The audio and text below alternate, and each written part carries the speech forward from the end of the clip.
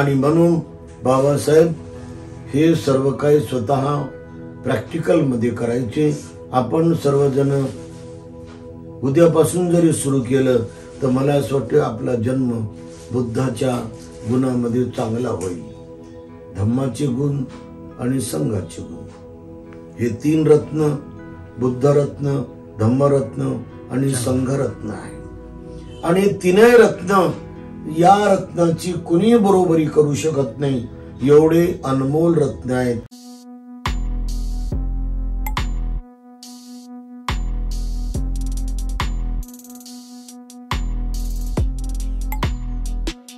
सर्वांनी हात जोडा आणि म्हणा साधू साधू साधू. महाकारुणिक तथागत भगवान बुद्ध को त्रिबार वंदना. महाकारुणिक तथागत बुद्ध द्वारा देशित सुआख्या धम्म को त्रिबार वंदना. महाकारुणिक तथागत बुद्ध के आर्य श्रावक संघ को त्रिबार वंदना. परम पूजनीय डॉक्टर बाबा साहब अम्बेडकर आज के विशेष कार्यक्रम में उपस्थित पूजनीय डॉक्टर प्राध्यापक खेमधर्म महाथेरो भंते जी को त्रिबार वंदना. कार्यक्रम में उपस्थित पूजनीय भिक्षु संघ, आर्यगण और श्रद्धा संपन्न, बुद्धि संपन्न उपासक उपासिकाएं, विशेषतः आज ये मस्के आई बाबा के घर में पूजनीय भिक्षु संघ को बुला के भोजन दान के साथ साथ ये परित्राण पाठ कर रहे हैं. सर्वप्रथम हम बुद्ध धम्म संघ को त्रिबार वंदन करेंगे, उसके बाद पंचशील प्रार्थना करेंगे, उसके बाद बुद्धवाणी परित्राण पाठ श्रवण करेंगे, उसके बाद पूजनीय प्राध्यापक डॉक्टर खेमधर्म महाथेरो भंते जी का विशेष धम्म देशना होगा. तो सर्वप्रथम बुद्ध धम्म संघ को वंदना करने के लिए जैसा मैं कहता हूँ वैसा ही कहिए. अरहं सम्मा संबुद्धो अरहं सम्मा संबुद्धो भगवा बुद्धं भगवन्तं अभिवादेमि भगवन्तं अभिवादेमि. स्वाखातो भगवता धम्मो स्वाखातो भगवता धम्मो धम्मं नमस्सामि धम्मं नमस्सामि. सुपतिपन्नो भगवतो सावक संघो सुपतिपन्नो भगवतो सावक संघो संघं नमामि. संघं नमामि. केवल मस्के आई बाबा सामने आके भगवान जी का बाबा साहब बाकी जन बाद में पूजा करेंगे. वर्षा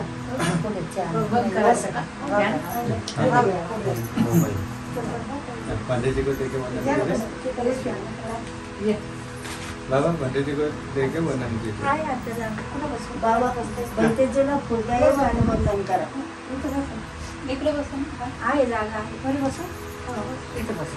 काय इथं बसू. काय पाहिजे. जय बाळकृष्ण.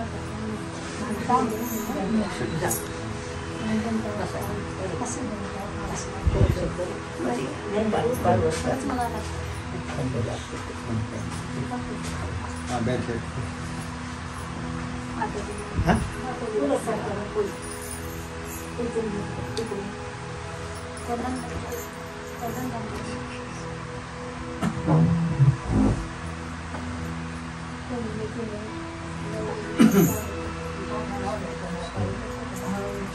हाँ सर्वांनी बसून घ्या.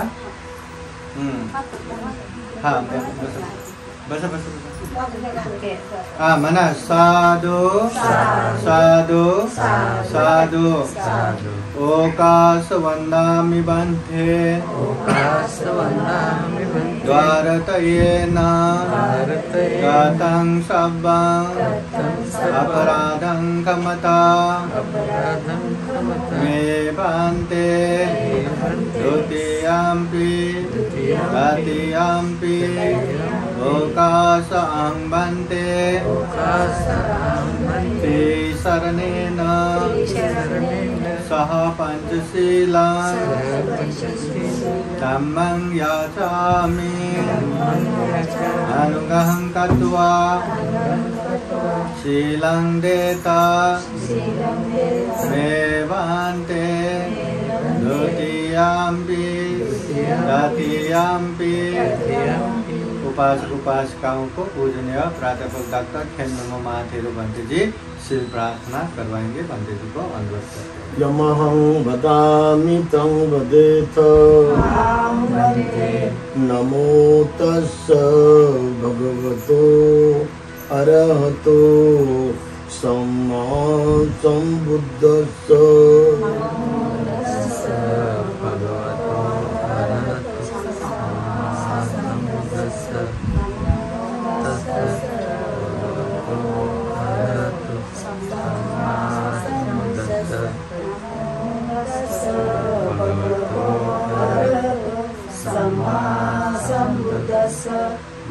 बुद्धं शरणं गच्छामि। धम्मं शरणं गच्छामि। संघं शरणं गच्छामि।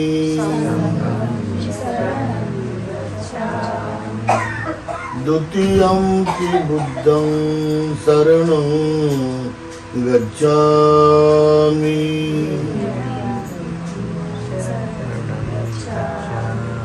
द्वितीयम्पि धम्मं शरणं गच्छामि।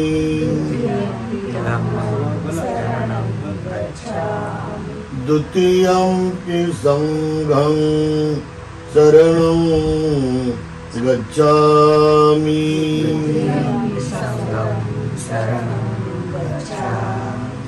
तृतीयम्पि बुद्धं शरणं गच्छामि।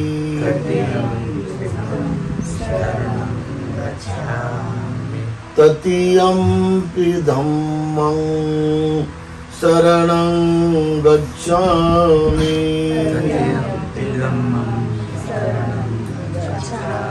तृतीयम्पि संघं शरणं गच्छामि।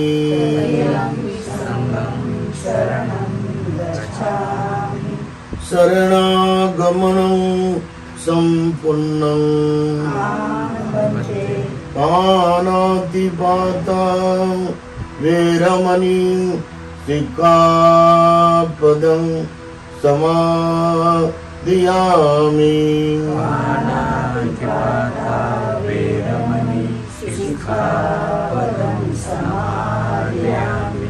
अदिन्नादाना वेरमणि सिक्खापदं समादियामि।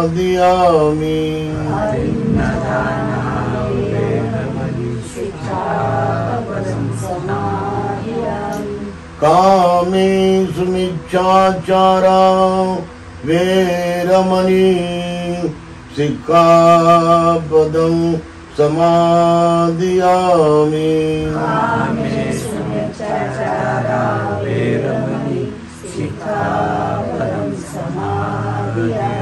मुसावादा वेरमणि सिक्खापदं समादियामि।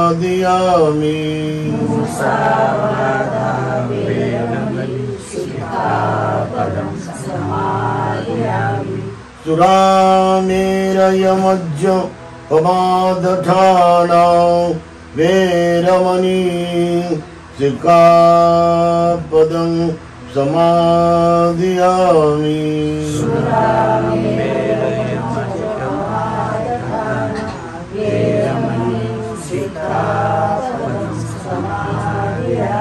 हे शरणेन सद्धि पंचशीलं धम्मं साधुकं सुरक्षितं कृत्वा अपमादेन शील संपादेत।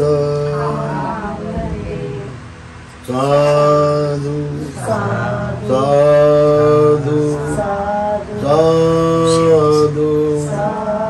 बुद्धं नमामि, धम्मं नमामि, संघं नमामि, अहं वन्दामि सर्वदा। वन्दामि सर्वदा।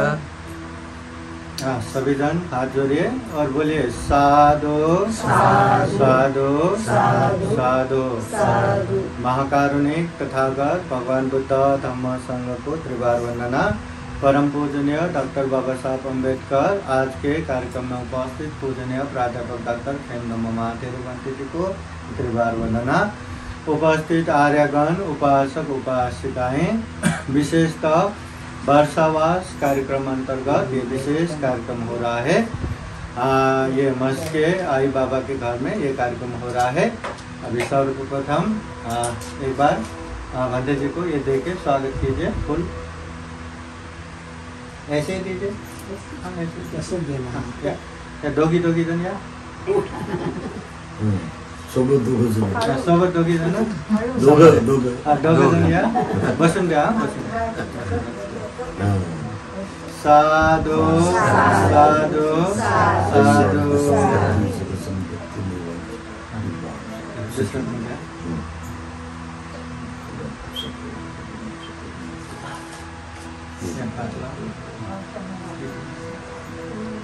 साधु साधु साधु साधु। बुद्धं नमामि, धम्मं नमामि, संघं नमामि।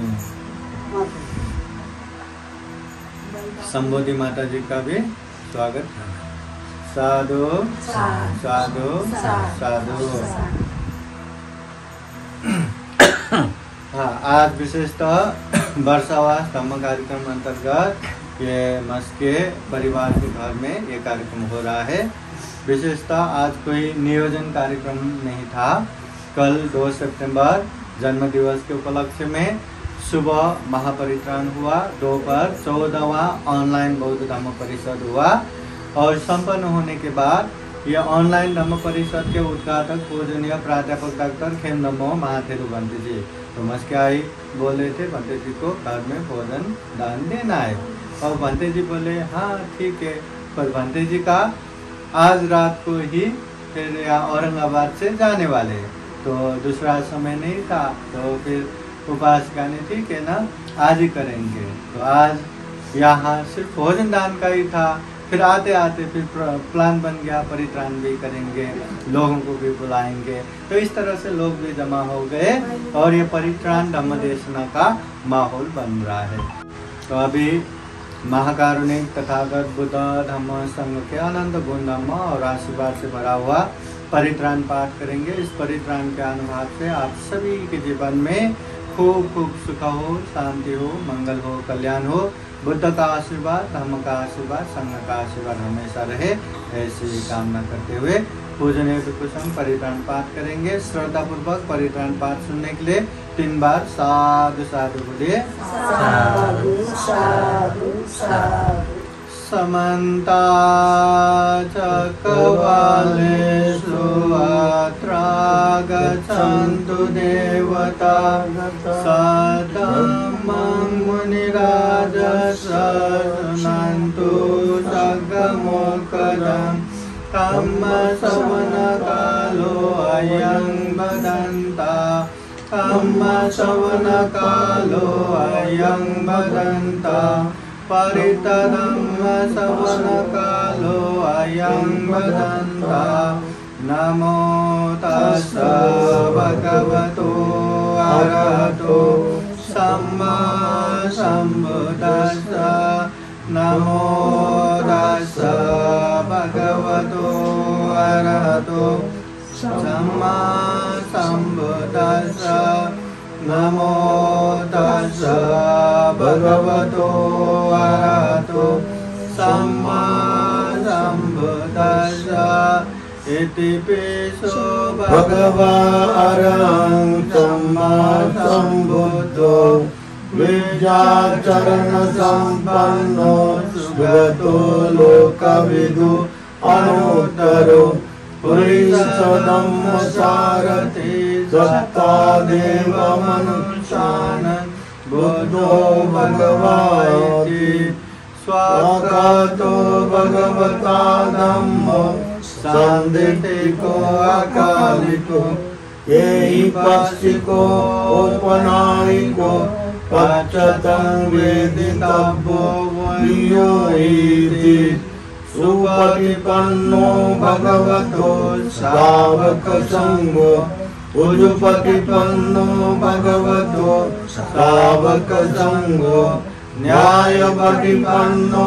भगवतो सावकसंगो सामितिपटिपन्नो भगवतो सावकसंगो यदिदं चत्तारि पुरुषाणि अष्टपुरुषपुद्गला एष भगवतो सावकसंगो आहुनेयो पाहुनेयो दक्षिणेयो अंजलिकरणेयो तरं पुण्यं खेतं लोकसाति एतेन सच्चवज्जेन सोत्थिते होतु सर्वदा एतेन सच्चवज्जेन सर्वदुःखा सर्वभया सर्वरोगा विनाशतु एतेन सच्चवज्जेन होतु ते जयमङ्गलम् एवं मे सुतं येकं समयं भगवान् सावधियं विहरति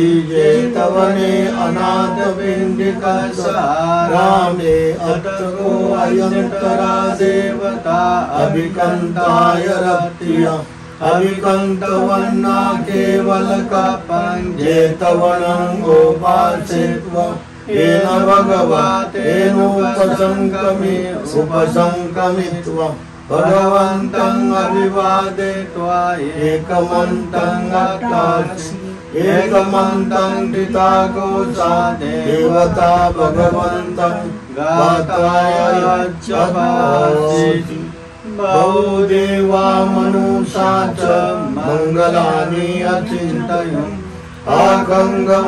आगङ्गमानासोत्तानं ब्रूहि मङ्गलमुत्तमम् असेवना च बालानां पण्डितानां च सेवना पूजा च पूजनीयानां एतं मङ्गलमुत्तमम् पतिरूपदेशवासो च उभे च कथपुण्यता अथ सम्मापनीनि च एतं मङ्गलमुत्तमम् भावो सत्यं च श्रीपं च विनयो च सुशिक्षितो सुभाषिता च या वाचा एतं मङ्गलमुत्तमम् माता पितुः पत्राणाम् उत्तरारस्य सङ्गो अनाकुला च कम्मन्ता एतं मङ्गलमुत्तमम् दानं च धम्मचर्या च यातकानं च सङ्गो अनवधानि कम्मानि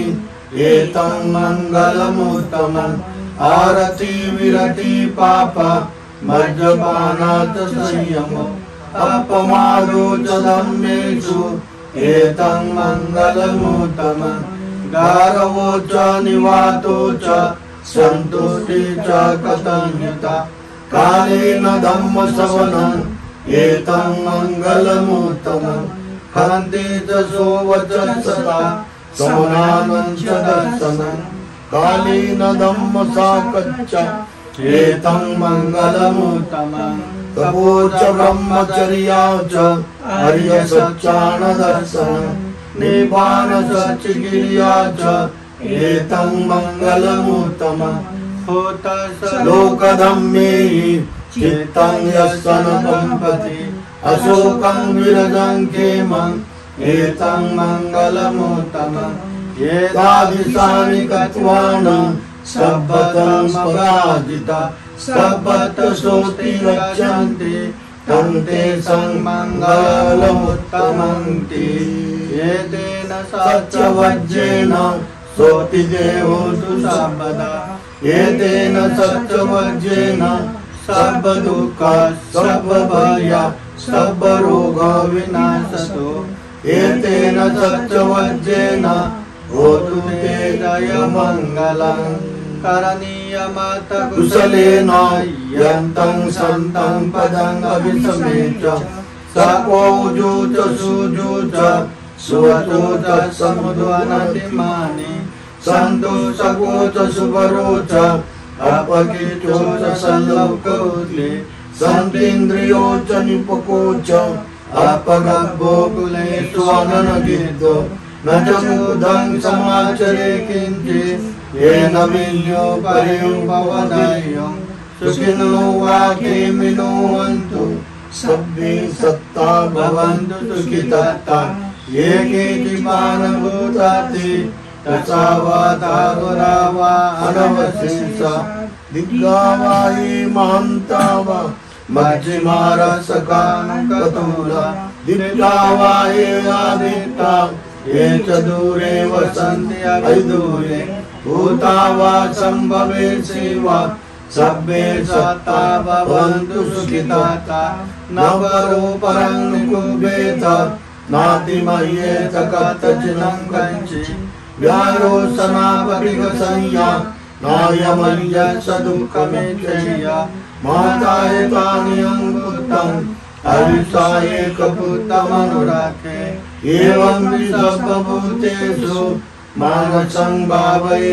अपरिमाणं नेतं च सर्वलोकस्मिन् मानसं भावये अपरिमाणं बुद्धं अधोचतिरियं च असमादं अवेदासपतं तीर्थं चरन् सिन्नो वा शयानो वा यावत् विगतमेध एतं सतिं अहित्यं ब्रह्ममेतं विहारयितमाहो दितिं च अनुपगम्यं तिलवादसनेन सम्पन्नो कामेषु विनयगेदं नैजातु गब्बशय्यं पुनरेति एतेन सत्यवज्रेण सोतिते होतु सर्वदा एतेन सत्यवज्रेण सर्वदुःख सर्वभय सर्वरोगो विनाशतो एतेन सत्यवज्रेण होतु ते जयमङ्गलम्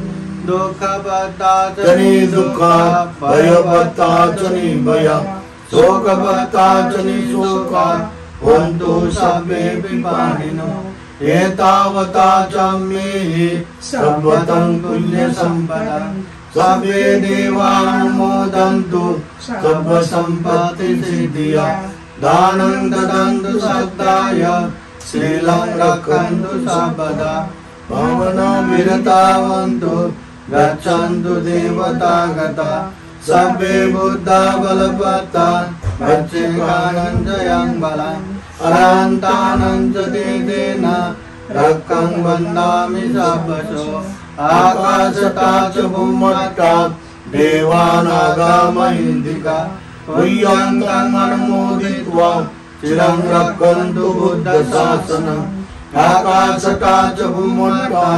देवानागामहिन्दिका तुय्यन्तम् अनुमोदित्वा चिरं रक्षन्तु धम्मदेशनम् आकाशता च भूमट्टा देवानागामहिन्दिका तुय्यन्तम् अनुमोदित्वा चिरं रक्षन्तु त्वं परान्ते साधु साधु साधु बुद्धं नमामि धम्मं नमामि संघं नमामि। अभी थोड़ा सा पूजनीय प्राध्यापक डॉक्टर भिखु खेमनमो महाथेरोवाद्य जी का धम्म देशना होगा। सभी लोग शांति से धम्म देशना सुनिए। आपके हिसाब से 10 मिनिट। हाँ बंतेजी 45 मिनिटाचं असते। त्यांना जायचे कॉलेज में से हाँ तथागत सम्यक संबुद्ध भगवंताला त्रिवार पंचांग प्रणाम। भगवंताच्या शुद्ध धम्माला त्रिवार पंचांग प्रणाम करतो। ज्या शुद्ध धम्माचं पालन करून लगेच तत्काळ या धम्मामध्ये अनमोल असे फळ प्राप्त होतं। सर्वात मोठं फळ प्राप्त होते म्हणजे मनाला निर्विकार अवस्था प्राप्त होते. या धम्माचं पालन केल्यामुळे सर्व संताप करणारं चित्त शांत होते. या धम्माचं मनापासून पालन केल्यामुळे सारे वाद विवाद, भांडणं, तंटे, रुसणं, फुगणं हे सारं शांत होते आणि निघून जाते. या धम्माचं पालन केल्यामुळे मनातले जेवढे जाळ आहेत, ज्याला अग्नी म्हणतात, क्रोधाग्नी, द्वेषाग्नी, मोहाग्नी, लोभाग्नी, त्याशिवाय तृष्णाग्नी, वासनाग्नी, हे सर्व अग्नी शांत होतात आणि विझून जातात. एवढा धम्म हा अनमोल आहे.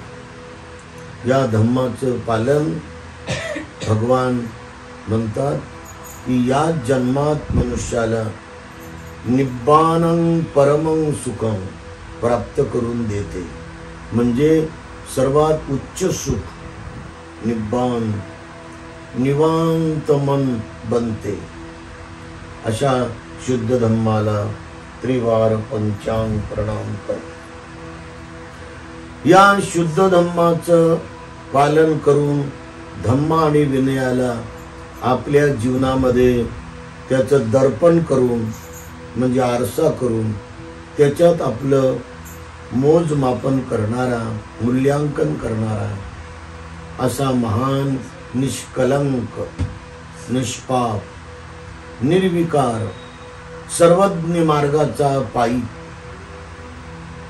महान असा पूज्यनीय भिक्खू संघ, जो ज्या राज्यात गेला आणि पायाने प्रचार करत राहिला, तिथे त्यांनी आपल्या शिलाच्या सुगंधाने, आपल्या त्यागाच्या सुगंधाने, आपल्या अमर्याद सहनशीलता, क्षमाशीलता, अनुकंपेच्या सुगंधाने संपूर्ण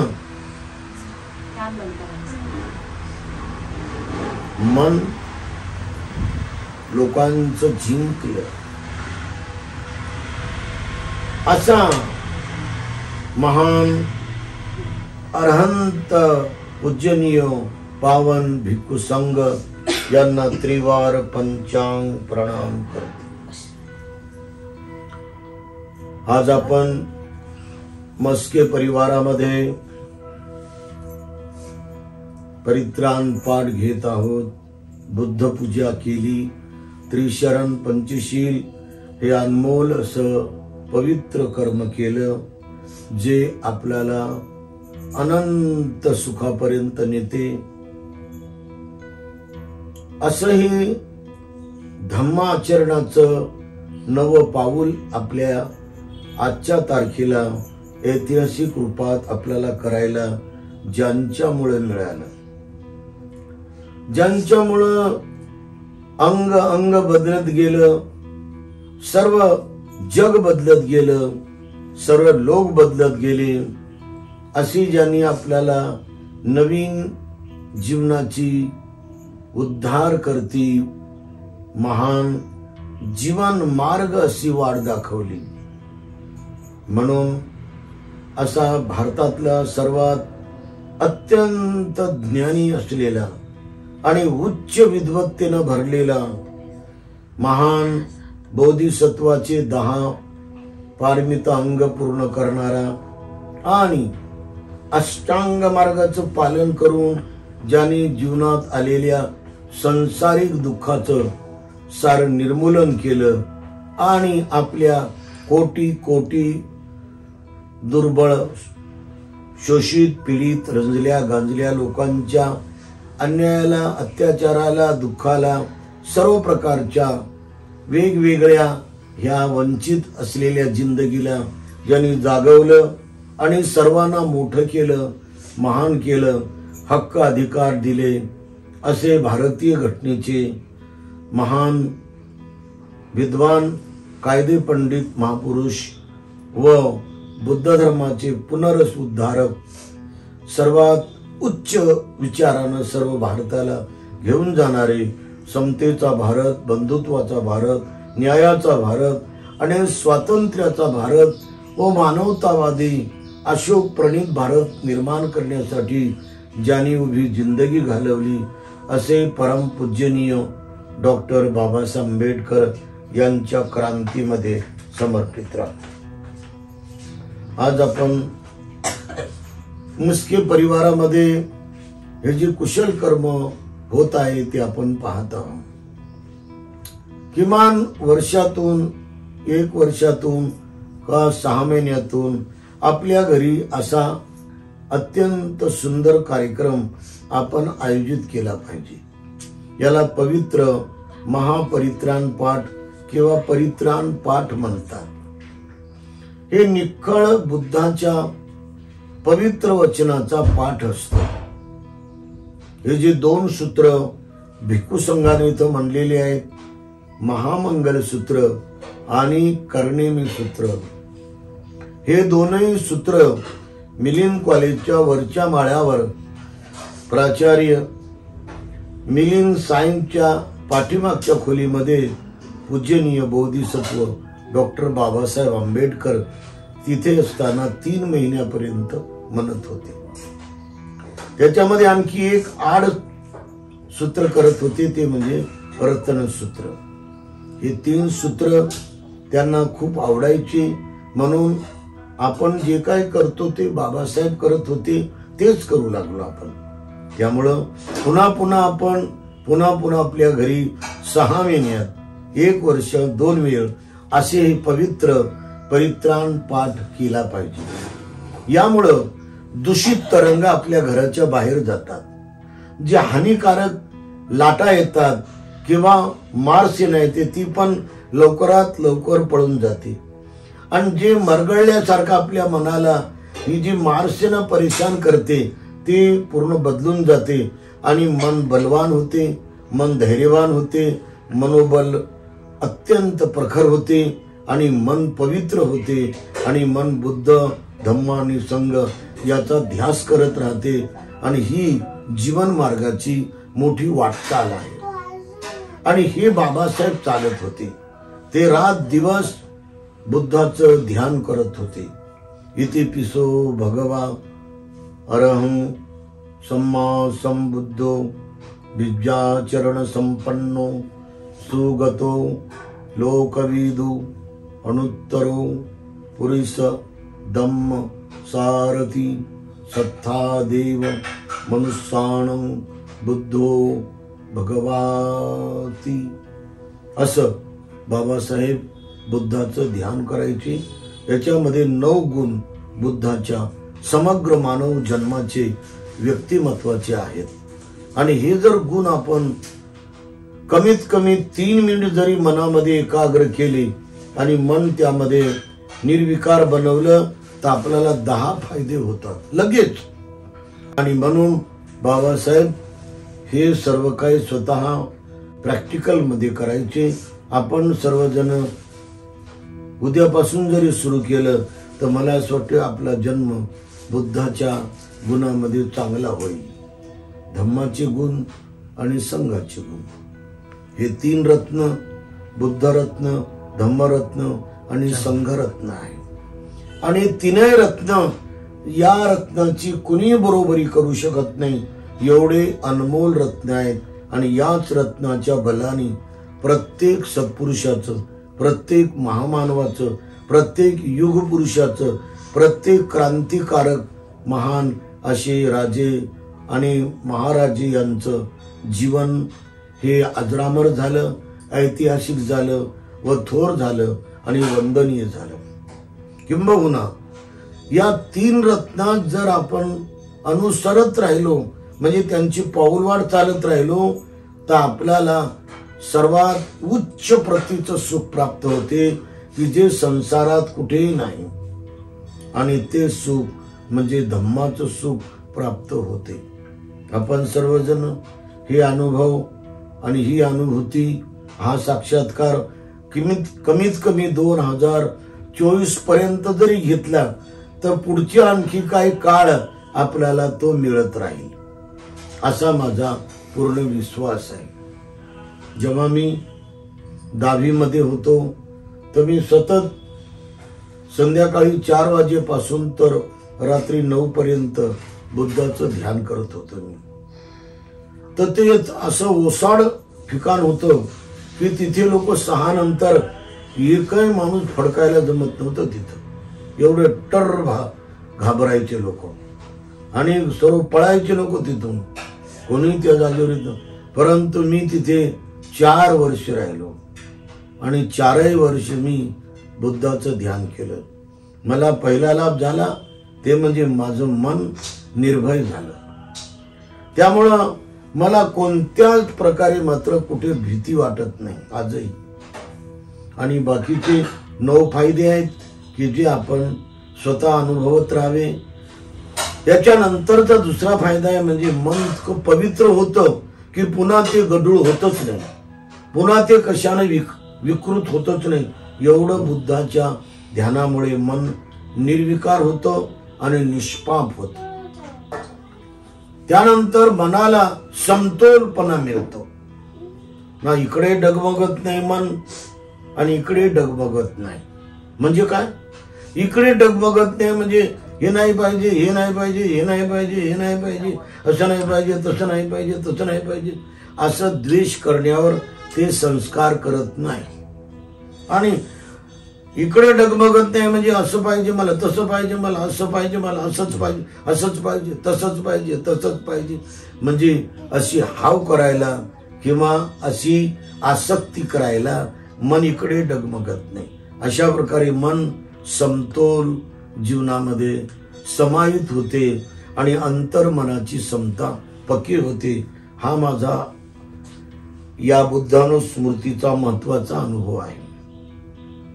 यानंतर मन हे एवढं जागरूक होते की हातही जर असा वर केला तरी जाणीव होते, पाऊल जरी उचललं तरी जाणीव होते. आणि म्हणून प्रत्येक क्षणाला आपले इंद्रिय, आपले हातपाय काय काम करतात त्याच्यावर आपण नेहमी एकाग्रता, प्रत्येक उठताना, बसताना, चालताना, खाताना, झोपताना सर्व कामामध्ये आपण जागरूक राहणं हे बुद्धानुस्सती म्हणजे बुद्धाच्या ध्यानामध्ये मिळालेलं फळ आहे.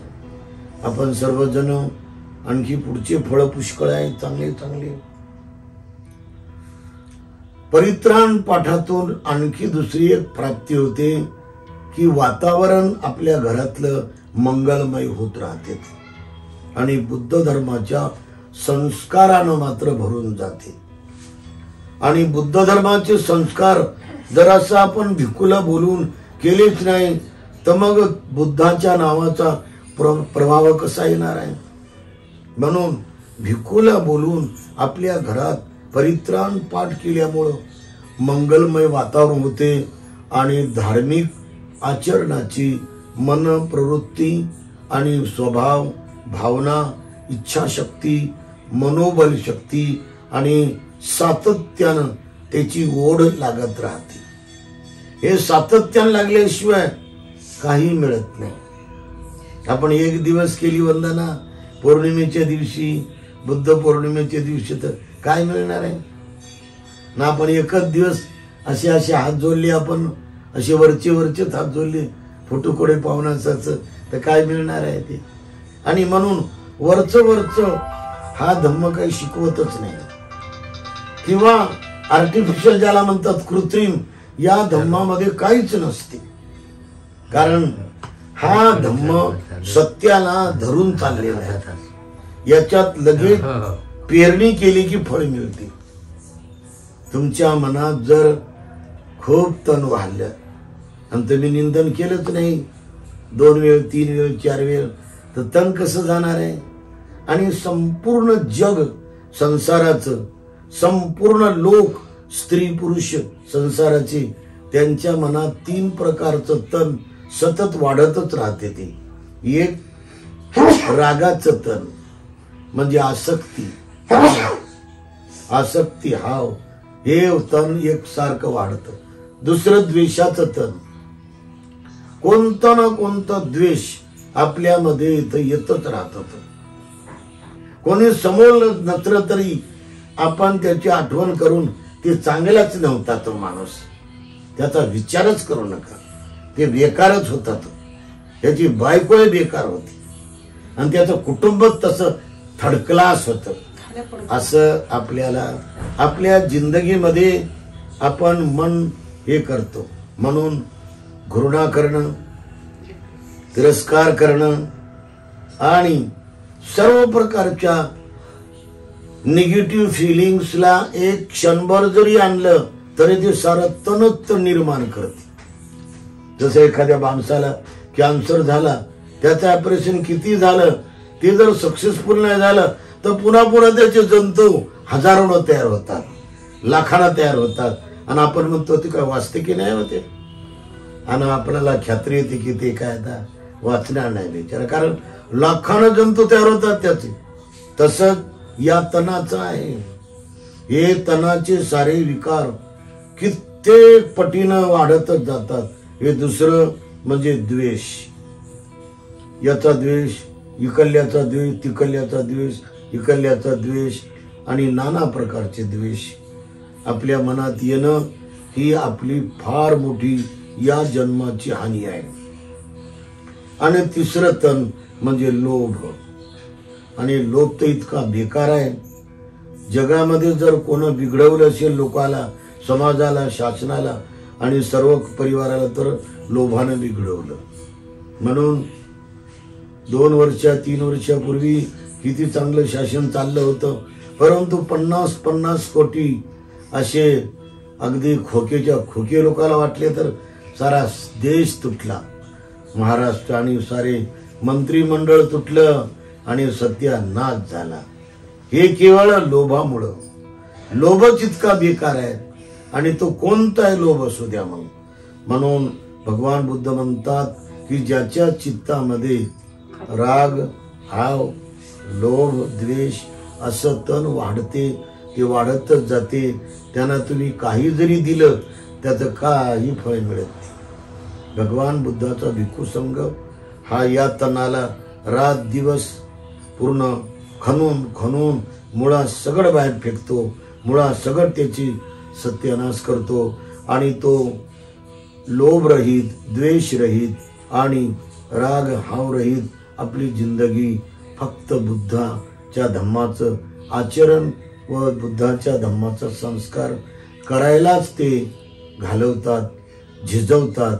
झिजून झिजून झिजून त्याच्यामध्येच आयुष्य समाप्त करतात. असे फक्त पूजनीय भिक्खू संघ आपल्या देशामध्ये काम करतो.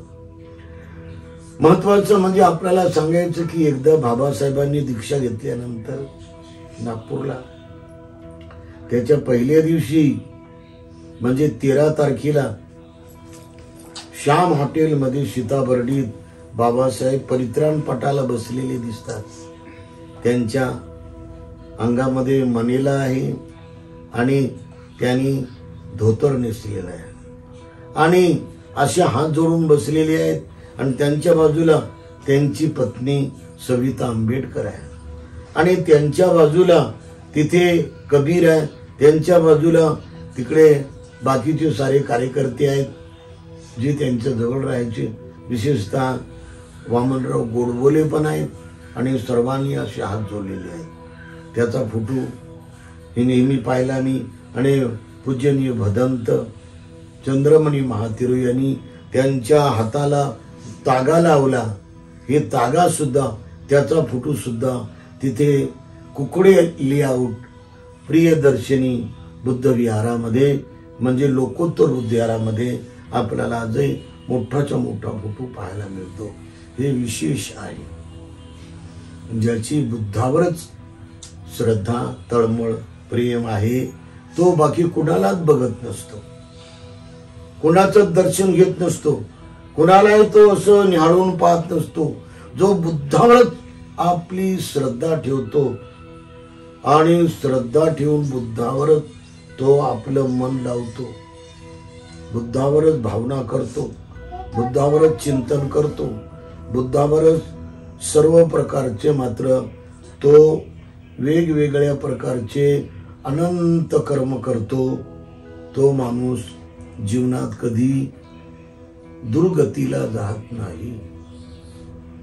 जे बुद्धावर काहीच करत नाही त्याला दुर्गती आहे, हे लक्षात घ्या. आणि जो बुद्धाला न पाहता दुसऱ्यालाच पाहतो, तो झाडाला पाहतो, भिंतीला पाहतो, आभाळाला पाहतो, माणसाला बायाला याला त्याला पाहतो, त्याला काहीच मिळत नाही. जसं आपण दररोज कचरा काढून कचरकुंडीत नेऊन टाकतो, असा त्याचा जन्म वायाला जातो. कारण त्याचं चित्त हे अनियंत्रित राहते. अनियंत्रित म्हणजे नियंत्रण नसलेलं चित्त हे दुर्गतीलाच जाते. ते नेहमी कोणत्या ना कोणत्या विचित्र विषयात भरकटत वावत निहाळत जात राहते. आणि म्हणून बाबासाहेब सतत बुद्धाचं ध्यान करायचे. ते असं म्हणायचे, बुद्ध सम्यक संबुद्ध, बुद्ध सम्यक संबुद्ध, बुद्ध सम्यक संबुद्ध. हे बाबासाहेब रात दिवस म्हणायचे, परंतु ते उच्चार करत नव्हते कधी. बुद्ध धर्म स्वीकारल्यानंतर त्यांनी 4 तीर्थक्षेत्राला भेट दिली. लुंबिनी जिथे भगवंताने जन्म घेतला इसवी सन पूर्वी 563 मध्ये. बुद्धगया जिथे भगवंतानी सम्यक संबोधी प्राप्त केली इसवी सन पूर्वी 522 मध्ये. आणि त्यानंतर सारनाथ जिथे भगवंतानी पहिलं धम्मचक्र प्रवर्तन केलं 5 परिवराज्यकासमोर. तिथे अशोक चक्र आहे मोठं, त्या घरातही मावत नाही एवढं मोठं ते चक्र आहे, दगडाचं बनवलेलं. ते बाबासाहेबांनी पाहिलं. आणि शेवटी बाबासाहेब हे कुशीनगरला गेले. तर कुशीनगरला गेले तेव्हा ते उजव्या बाजूनं न जाता डाव्या बाजूने गेली व 12 पायऱ्या आहेत. आणि नंतर ते स्तूपामध्ये प्रवेश करतात. हे महापरिनिब्बाण स्तूप आहे. आणि असं गेल्यानंतर मग ते हात जोडून बाबासाहेब असे चंक्रमण करतात, परिक्रमा.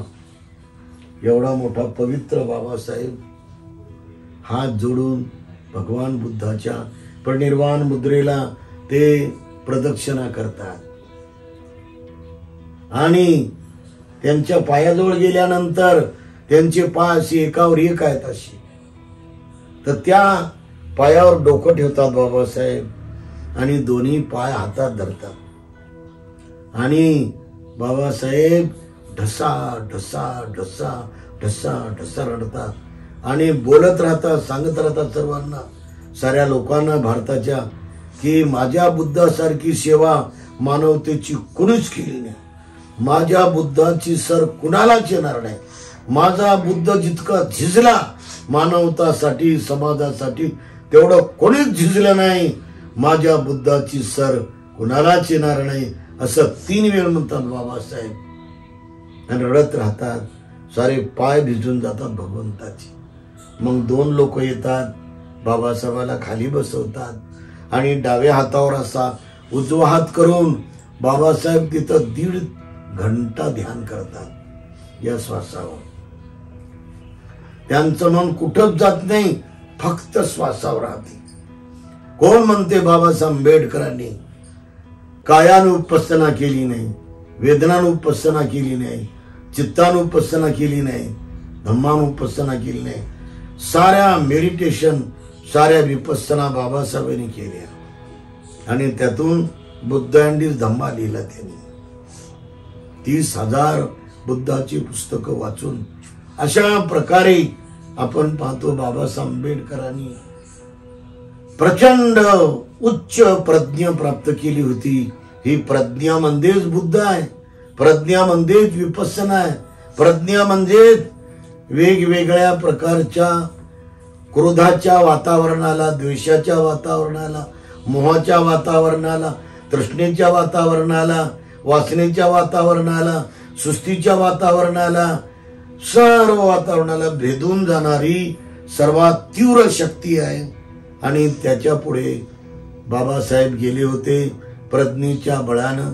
या साऱ्या वातावरणातून, म्हणून ते पवित्र आहेत. हे त्यांचा शेवटचा चेहरा आहे. बाबासाहेब या शेवटच्या चेहऱ्यामध्ये बघा किती महान दिसतात, ते स्थितप्रज्ञ दिसतात बाबासाहेब. म्हणजे ते त्यांच्यावर किती जरी आंधी तुफान आलं, वादळ आलं, टीका आल्या, तर ते हिमालयासारखे होते बाबासाहेब. अशा प्रकारे आपण बनलं पाहिजे, मनानं झालं पाहिजे, मनानं पक्क बनलं पाहिजे. मन असं हिमालयासारखं ठेवलंच पाहिजे. यामुळे आपल्याला हा धम्म मदत करतो. सर्वात महत्वाचं या ठिकाणी सांगताना तुम्हाला मला आवर्जून सांगायचंय की आपण या जन्मामध्ये दान करत असतो नेहमी. सर्वात मोठं दान आहे ते म्हणजे सब्बदानं धम्मदानं चिनाती. धम्माचं दान हे सर्वात उच्चतम आहे. भगवान बुद्धांनी वयाच्या 80 वर्षापर्यंत लोकाला धम्मच दिला. आणि ज्यांनी ज्यांनी धम्म ऐकला त्याचं मन संसारात रमलं नाही, त्याचं मन भगुण्यात रमलं नाही, त्याचं मन कपड्याला त्यात वर रमलं नाही, त्याचं मन 5 पंच काम इंद्रियात रमलं नाही, त्याच्या बाहेर गेलं. हे भगवान बुद्धाच्या धम्म संस्कारामुळे लोक संसार पार करून गेले. हे सर्वात मोठं फळ आहे. आणि म्हणून आपण नेहमी नेहमी दानं ददन्तु सद्धायं, दान केल्यामुळे सर्वात मोठं आपल्याला फळ मिळते. आणि ते म्हणजे अरहंताची जी महान लाट आहे त्या लाटेमध्ये आपण येतो. म्हणून आपली दुर्गती होणार नाही एवढं आपण दान केलं पाहिजे. आणि ते दान भगवान बुद्धाच्या धम्मासाठी, भगवान बुद्धाच्या संघासाठी, भगवंताच्या कार्यासाठी केलं पाहिजे. त्यामुळे दानं ठानं अधिष्ठानं दुर्गती निवारणं. दान हे असं अधिष्ठान आहे की जे दुर्गती मुक्त करते आणि माणसाला सर्वात पुढे नेते. त्यामुळे आपल्या मनाला आपण एकसारखं दान कर्मातच लावलं पाहिजे. दान कर्मच केलं पाहिजे नेहमी. आपल्या या पृथ्वी तलावर एक बाई आहे, तिचं नाव आज डॉक्टर सिती फोल आहे, व्यंकट सिती फोल. तिला 3 लेकरं आहेत. तिचा नवरा उच्च पदावर आहे, त्याला लाखांना पगार आहे. आणि या बाईच्या घरात ब्युटी पार्लर होतं. ब्युटी पार्लर म्हणजे हजामतीचं घर, जे बाया जातात कुठं कुठं आणि इकडले केस कापून येतात, इकडले खालचे वरचे. मग ती बाई म्हणते कापणारी आण 300 रुपये दे मला. झालं हिचं केस झालं, खिसा कमी झाला 300 रुपयानं, है ना. बऱ्याच बाया जातात की नाही. तेव्हा तिच्या घरात असं ब्युटी पार्लर होतं ज्याच्यात 800 लोक हे कारागीर होते. तेवढ्या लोकांना ती पगार द्यायची. तेव्हा एक दिवस ती ध्यानाला बसली आणि तिला ध्यानामध्ये बुद्ध प्राप्त झाला. म्हणजे काय झाला फक्त तिचं मन विरक्त झालं की आता सर्व सोडून जायचं. हे घर सोडायचं, नवरा सोडायचा, लेकरं सोडायचे, दुनिया सोडायची आणि आपण जंगलात जाऊन बसायचं. आणि ती बाई खालचा एक फराक आणि वरचं एक शर्ट एवढं निघाली ना. बँकॉक पासून जवळजवळ 550 किलोमीटर जंगलात जाऊन बसली. तिथं एवढा उंच माळा तिने केला होता, तळशीचा कधी केला माहित नाही. आणि तिथं जाऊन ती बसायची. आणि ते लोक यायचे, फॉरेस्टचे लोक म्हणायचे मॅडम इथं अस्वल येतात, वाघ येतात, चिते येतात, तुम्ही बसत जाऊ नका. खूप तिला विनंती करायची, परंतु ती मॅडम लय पक्की. तिच्या मनात मंगलमैत्री फार मोठी होती. हे वर्तमान काळाची घटना. शेवटी तिचा नवरा म्हणला ह्या लेकराला मोठं करून जाय ना. नाही म्हणे आता तुम्ही हा ना म्हणे, आता मला काय म्हणे. आणि शेवटी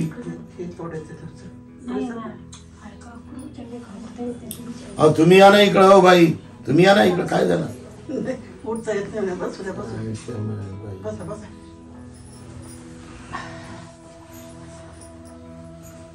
सरकायला जमत म्हणजे कसं आहे, आपलं मन कोणत्या गोष्टीमध्ये तयार झालं पाहिजे. नवऱ्यानं काही म्हणलं तरी तिचं मन जे तयार झालं होतं ते तिनं संसाराचं ऐकलं नाही, कारण तिला पार करून जायचं होतं. हे पंचकाम गुण, डोळ्यानं रूप पाहतो, त्या रूपावर माणूस भावतो, त्या रूपाच्याच मागे लागतो. तो रूपाला पाहून जेव्हा मन भाळते तेव्हा तिथेच दुःखाचा आरंभ होतो, दुःखाची सुरुवात तिथूनच होते. मग तो जन्मावर त्या रूपाकडेच बघत राहत होता. त्याचं तोंड पाहते, त्याचं डोकं पाहते, त्याचे हातपाय पाहते, जे पाहू नये सारं निहाळत राहते. ते इतकं खराब चित्त आहे. याला म्हणतात रूप काम गुण. कानानं शब्द ऐकला त्या शब्दावरच भाळून जाते ती. मग तो शब्द तिच्या डोक्यामध्ये फिरते, त्याच्या डोक्यात फिरते, रात दिवस हे शब्दच. त्याला म्हणतात शब्द काम गुण. नाकानं गंध करतो आपण. हे गंध दोन प्रकारचे, स्त्री गंध आणि पुरुष गंध, एकमेकावर प्रभाव करतात. तर ते गंध आवडतो माणसाला, त्याच्यावर भाळते, त्याला गंध कामगुण म्हणतात. कामोपभोगाचा गुण म्हणजे बंधन. आणि जिभेनं रस चाकतो माणूस. दोन रस आहेत, स्त्रीचा रस आणि पुरुषाचा रस. म्हणून एकमेकावरती प्रभाव टाकतात, एकमेकाच्या मनावरती चिपकतात आणि त्याला मग आपण म्हणतो रस काम गुण.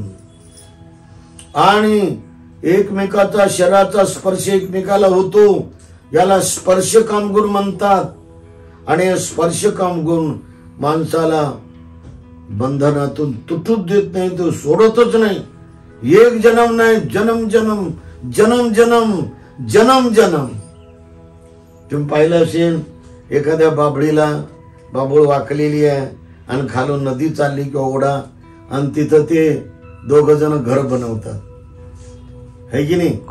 आणि ते तणाचं घर बनवतात. असं आपण त्याला खोपा म्हणतो. आणि त्यांचं एक राहण्याचं असते, म्हणजे अंडी घालण्याचं असते ते, आणि एक झोपण्याचं असते. असे दोन मजली बनवतात ते. जन्म जन्म जन्म जन्म हे स्पर्श काम गुण माणसाला सोडतच नाही. इतका पक्का कामगुण आहे.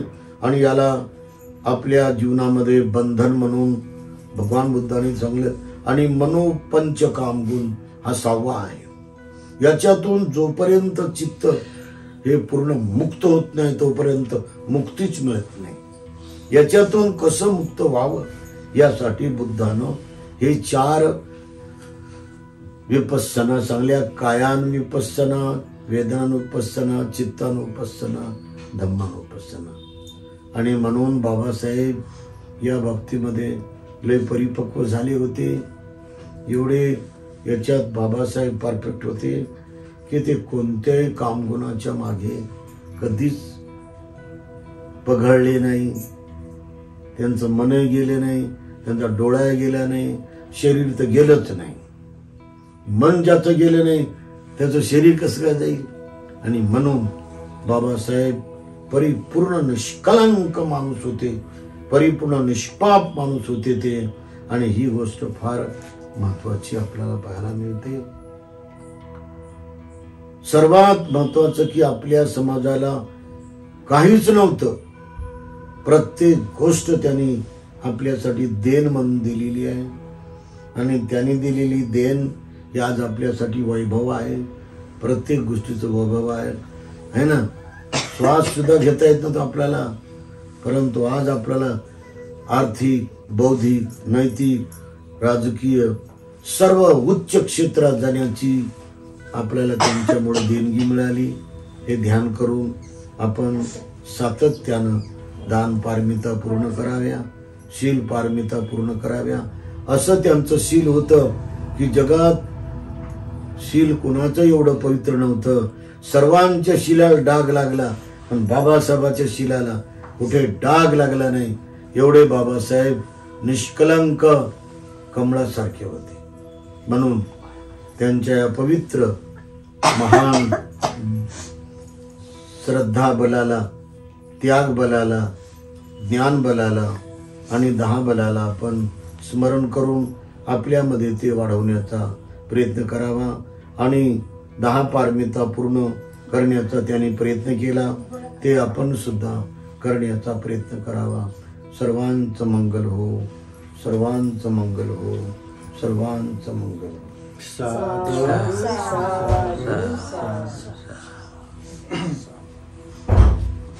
सर्वांनी हाथ जोड़ा. अभी पूजनीय प्राध्यापक डॉक्टर खेमनमो भंते जी का प्रवचन हो गया. हमने बुद्ध धम्म संघ को वंदना करते हुए 5 शील पंचशील भी प्रार्थना किया. जीवन में कैसे भी हालात हो, हिंसा नहीं करना, चोरी नहीं करना, काम मिथ्याचार व्यभिचार नहीं करना, झूठ नहीं बोलना, नशा पता सेवन नहीं करना. उसके बाद धम्म देशना सुना. जीवन में धम्म देशना सुनते रहना चाहिए. जब जब मौका मिले धम्म देशना सुनना चाहिए, सुनाने का मौका बनाना चाहिए, माहौल बनाना चाहिए. धम्म देशना सुनने से ही दान देने का प्रेरणा आता है, शील पालन करने का प्रेरणा आता है, ध्यान साधना करने का प्रेरणा आता है, खूब सारा पुण्य करने का प्रेरणा आता है. इसलिए धम्म देशना भी सुनते रहना चाहिए और बुद्ध का, धम्म का, संघ का आशीर्वाद भी ग्रहण करते रहना चाहिए. उसके लिए हमने परित्राण पाठ भी श्रवण किया. तो आज हमने जो भी पुण्य किया, जितना भी पुण्य किया, इस पुण्य के अनुभव से विशेषतः हम इसके परिवार, संपूर्ण परिवार, बंधु बांधव, ज्ञाति बंधु, संपूर्ण उपासक उपासिकाएं सबके जीवन में खूब खूब सुख हो, शांति हो, मंगल हो, कल्याण हो. जीवन में ढेर सारा पुण्य धम्म करते हुए ये दुर्लभ जीवन, यह अमूल्य जीवन, प्राणी जगत में सर्वश्रेष्ठ मनुष्य जीवन को सफल बनाए, सार्थक बनाए, ऐसी कामना करते हुए पूजनीय भिक्षु संघ बुद्धवाणी पाली गाथा द्वारा आशीर्वाद देते हैं. सभी जन शांति से श्रद्धा पूर्वक आशीर्वाद ग्रहण करने के लिए 3 बार साधु साधु बोलिए. सभेतियो विवाचन्तु सर्वरोगो विनाशतु माते भवद्वन्तरायो सुखी दीर्घायुको भवतु सर्वमङ्गलं रक्षन्तु सर्वदेवता सर्वबुद्धानुभावेन सदा शुद्धि भवन्तु ते. भवतु सर्वमङ्गलं रक्षन्तु सर्वदेवता सर्वधर्मानुभावेन सदा शुद्धि भवन्तु ते. भवतु सर्वमङ्गलं रक्षन्तु सर्वदेवता सर्वसंगानुभावेन सदा शुद्धि भवन्तु ते. साधु साधु साधु. बुद्धं नमामि, धम्मं नमामि, संघं नमामि. सबका मंगल हो, सबका कल्याण हो, सुखी हो, सुखी हो, सुखी हो. आज का ये कार्यक्रम यहीं संपन्न होता है. साधु साधु साधु. बुद्धं नमामि, बुद्ध को नमन करता हूँ. धम्मं नमामि, धम्म को नमन करता हूँ. संघं नमामि, संघ को नमन करता हूँ.